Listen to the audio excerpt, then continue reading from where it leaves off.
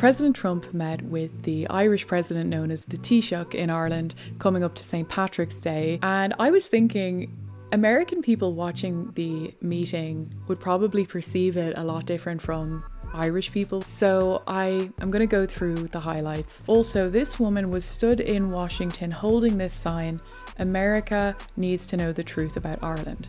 And I wanted to go through what she means by that and tell you the story. So after the highlights, I'll tell you the story of Enoch Burke. You know, one of the things that we try to do with this breakfast is just remind people of the important bonds of friendship between the United States and Ireland.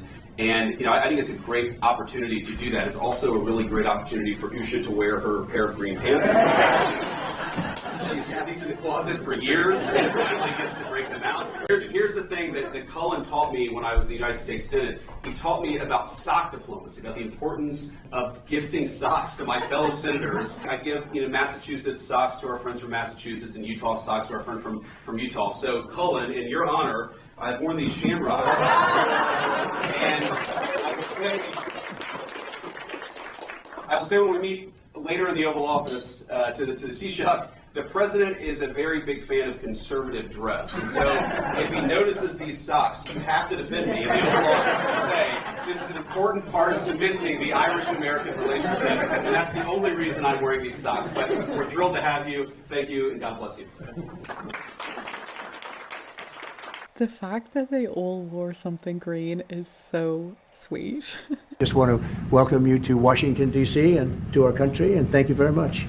May I thank you, President. It's a great honour for me to be here to celebrate St. Patrick's with you. Right. And I thank you for your hospitality and the warmth of your reception. And I commend you in terms of the work that you're doing, particularly in terms of the pursuit of peace, which we discussed earlier. In the first sort of 100 days of this government, you've done some extraordinary things very quickly. Thank you. Everybody's watching in that respect. So thank you. Delighted to be here. It's an honour to be here. Well, it's a great honour to have you on. Ireland is much more left-leaning than Trump's administration. I don't know how sincere he's being, but I'm glad that he's being nice, and the overall vibe is quite warm between them. We do have a massive deficit with Ireland, because Ireland was very smart. They took our pharmaceutical companies away from presidents that didn't know what they were doing. And, it's too bad that happened. It's a tremendous job. Look, the Irish are smart. You're smart people.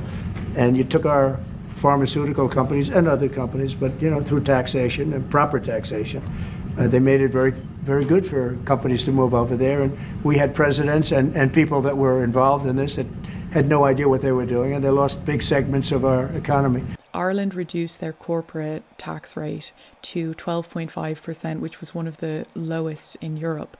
And by doing this, they attracted all of the massive tech companies, the American tech companies, to come into Ireland and set up their main headquarters, their main offices in Ireland. It brought thousands and thousands of jobs to Ireland. I suppose something similar must have happened with the pharmaceutical companies as well. And this is why I find it funny when Democrats argue that Trump's tariffs are a really bad idea, because if he lowers the tax rates in America, his tariffs are probably going to force a lot of these companies to move back to America. Do you have a meeting with Vladimir Putin scheduled, or a conversation? What would be your I won't comment on that, but we had a great success yesterday. We have a full ceasefire. If it kicks in, we have to see. It's up to Russia now. People are going to Russia right now as we speak, and hopefully we can get a ceasefire from Russia. And if we do, I think that would be 80% of the way to getting this horrible bloodbath finished. It's a bloodbath is taking place over there. On average, 2,000 to 3,000 young people a week are being killed. I still think there are a lot of problems to overcome. Fingers crossed there can be a deal made. I love these socks. What's with these socks? It's in honor of the Taoiseach. I'm trying to stay focused, but I'm very impressed with the VP's socks. That's brilliant. He can't focus. What are they boycotting? They are talking about your possession on Gaza as one of the most. Oh, I haven't heard that. I really haven't heard that. Look, can I just say, I got to pay tribute to the President on the peace initiatives. The one thing we've learned in Ireland about the peace process that you've just spoken about, and I recall back in the early 90s, when the first tentative steps to get peace in Ireland, people criticised people like John Hume or people like Albert Reynolds, then Taoiseach. But they kept going. And when we got that ceasefire in 1993, okay, it took a number of years to get the comprehensive peace settlement. But again, the guns more or less largely went silent. The war in Ukraine is a devastating war on young people. And I think that very simple, straightforward narrative is to be commended. We all have children. I mean, we would be shocked at the prospect of young people losing their lives in that number, be they Ukrainian, be they Russian, whatever. Anything we can do to stop the violence, I think, is an extremely positive day. Here in Europe, Trump is made out to be like a fascist dictator, and a lot of people believe that he is because of lies on the news and, you know, propaganda. Historically, Micheál Martin has been a little bit critical of Trump's politics. So I don't know during this meeting how much of what Micheál says is sincere, but I do appreciate him keeping the focus on peace and commending Trump for his efforts towards peace. And thank you for that. But I will say, last week, 2,500 young people died while we sit here and talk. Yeah. And while they talk about peace, but they've been talking about peace. This should have never happened. This war should have never happened. It would have never happened if I was president. That's what makes me more angry than anything else, because you've had far more people die than they report, than these people report, for whatever reason. But you had far more people. The numbers are far more devastating. You'll find that out someday. It doesn't affect you very much. They're not Irish, and they're not from my country. They're from Russia mostly, almost all from Russia and from Ukraine. And people could say, why are you doing this? Why are you involved in that? Because 2,000 people a week are dying. And they have families, and they have mothers, and they have fathers, and they have sisters, and they have brothers and friends. And they're dying. And I've seen the pictures, the satellite pictures that we see all the time. And it looks like Gettysburg in its prime, because that was, they say, one of the most horrific battles ever. You have kids lying all over these fields that are dead. Weapons today that are so powerful. And I see kids every week. I see pictures of kids laying all over the field dead. They're dead. Beautiful kids. They're dead. And they're not from here and they're not from where you are, but he's working very hard. We're all working hard to get this thing finished. It's crazy over nothing, and it's not going to go anywhere. It's just a terrible situation. And I think we have a chance to get it done. This is the guy they call a dictator. The guy who is trying to stop wars, who's talking continuously about the people dying, whilst every other politician has let the wars just continue on for decades. Give the Taoiseach some advice. Ireland is in the midst of a housing crisis now, and I know you have a lot of experience as a businessman. How can the state build tens of thousands of houses at speed? You know why they have a housing crisis? Because they're doing so well. They can't produce houses fast enough. That's a good problem, not a bad problem. That's a very good answer, President. Congratulations. I bet Micheál liked that answer. The housing crisis is not good. It's not a good thing. Just to explain a little bit about the housing crisis in Ireland, it's actually has some similarities to what's going on in America. Firstly, Ireland didn't create the infrastructure to meet the growing economy. And then they started to bring in large amounts of immigrants. Ireland has had one of the largest percentage of population growth in a short period of time due to immigration that we've seen in decades across the globe, and a number of things have contributed to the housing crisis. Ireland allowed for vulture funds to buy up blocks and blocks of apartments to rent out. Rents just went through the roof, and rents in Ireland are insane. Ireland also bought a lot of social housing for immigrants, and they've even been building social housing estates for immigrants, which Irish citizens aren't eligible to receive. People cannot afford to buy homes. Not only that, but it's extremely difficult to apply for a loan in Ireland. The other thing the government did was they started to take student accommodation to give to immigrants. And then there was a problem where Irish students couldn't find housing in order to go to university. So they either just couldn't go to university in the end, or they had to go abroad, which is just absurd. It's just absurd to think about it. So yeah, the housing crisis in Ireland is bad. The only thing they liked is when they heard about the death taking place with Ukraine. They were happy about that. Pocahontas was very happy. She's the one that was slapped. That's why I looked at her. I said, oh, it's Pocahontas. These people are sick. They don't know what's happening in the real world. The Democrats have to get their act together. And if they don't vote, then what you're going to do is you're going to have taxes that are going to go through the roof. You're going to have a very bad time. You're going to have some very bad things happen. And people are going to blame the Democrats. And Schumer is a Palestinian as far as I'm concerned. You know, he's become a Palestinian.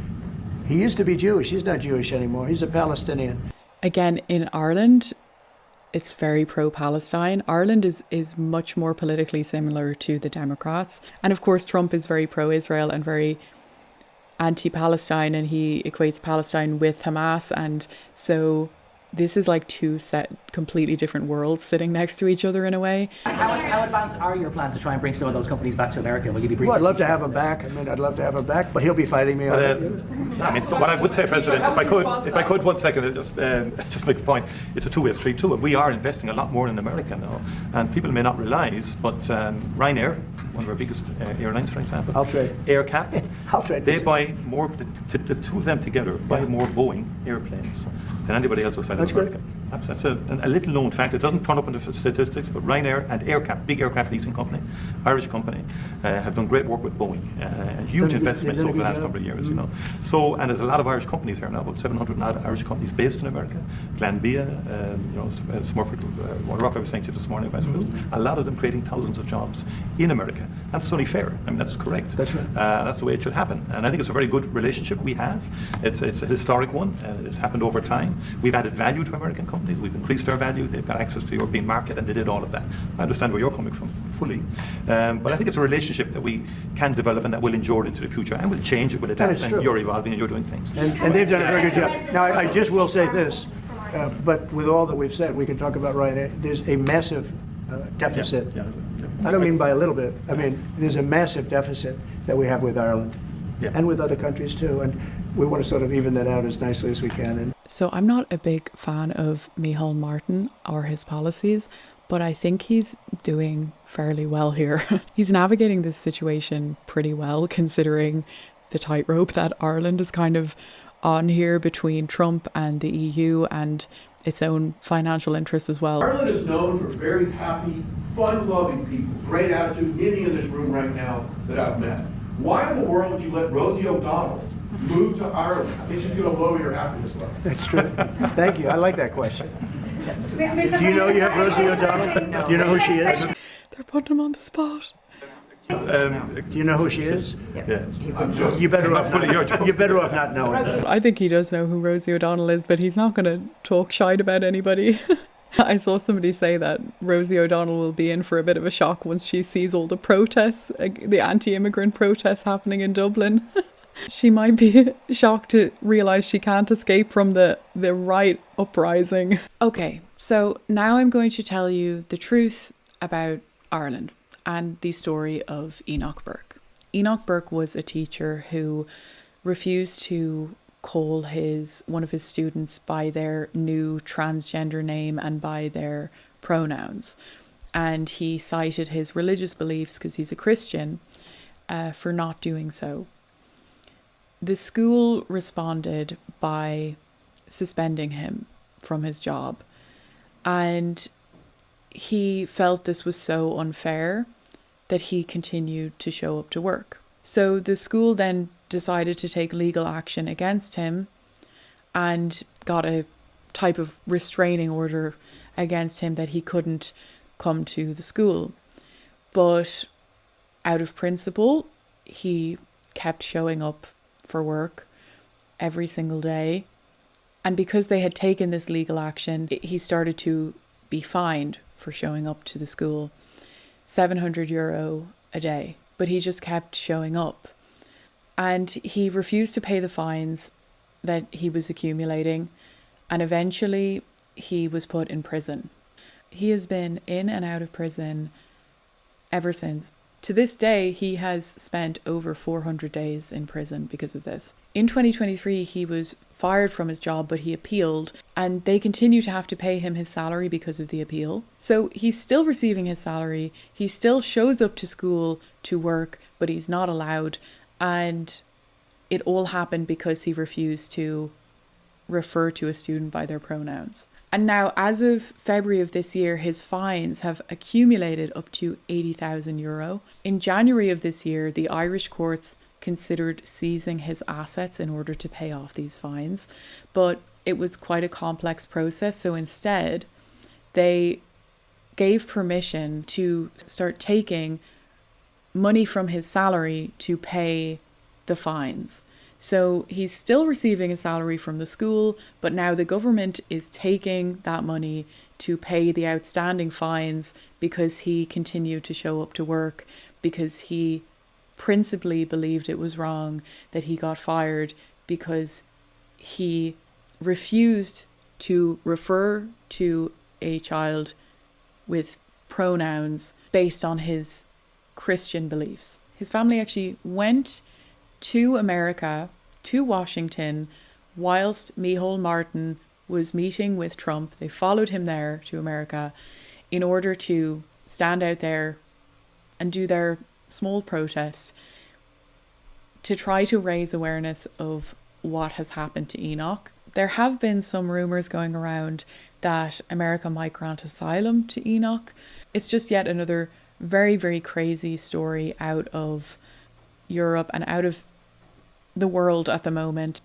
And I just wanted to let you guys know the story because the family wants America to know. What are your thoughts on what happened to Enoch, and what do you think people can do across the globe who are suffering because they're standing up for their beliefs and who are pushing back against the very extreme leftist agenda that's being pushed across the world?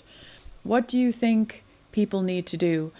I'm looking forward to hearing what you guys think. Thank you so much again for watching, and I will see you guys next time.